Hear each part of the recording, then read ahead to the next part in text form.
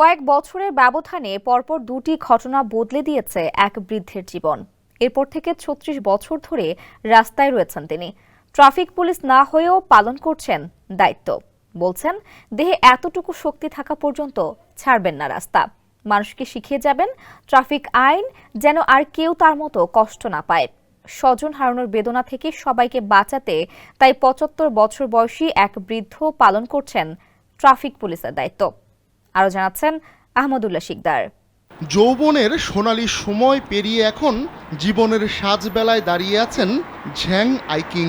কিন্তু এই প্রৌঢ় এখনো রাস্তায় ঠায় দাঁড়িয়ে থাকেন ঘন্টার পর ঘন্টা। স্যান্ডেলিনা সো, রূপচর্চায় আভিজাত্য। এদিক ওদিক ইশারা দিয়ে গাড়ির রাস্তা বাতলে দেন।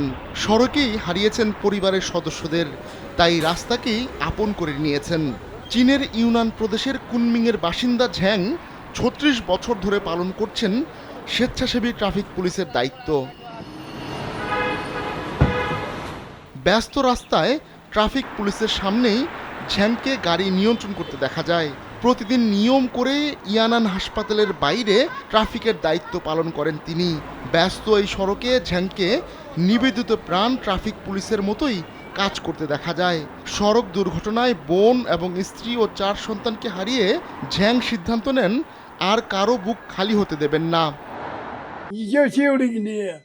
আমি সমাজের কাছে প্রতিশ্রুতি দিয়েছি, আমি একজন অপেশাদার ট্রাফিক পুলিশ হিসেবে দায়িত্ব পালন করব। ততদিন দায়িত্ব পালন করব যতদিন আমার শরীরে শক্তি থাকে। ১৯৯০ সালে প্রথম স্বজন হারান ঝ্যাং।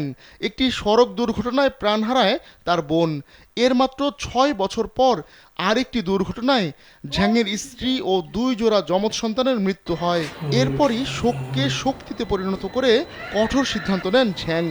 আর কারো ঘর খালি হতে দেবেন না তিনি। সেই ভাবনা থেকেই ট্রাফিক সেফটি নিয়ে মানুষকে বোঝানোর সিদ্ধান্ত নেন ঝ্যাং। স্থানীয়দের কাছে সড়কে ঝ্যাংয়ের উপস্থিতি খুব স্বাভাবিক ঘটনা। অনেকেই তাকে সড়ক নিয়ন্ত্রণ করতে দেখে বড় হয়েছেন। অবশ্য মাঝে সাঝে ভুলও করেন ঝ্যাং, কিন্তু তাতে কি নিজের কাজের স্বীকৃতি পেয়েছেন তিনি।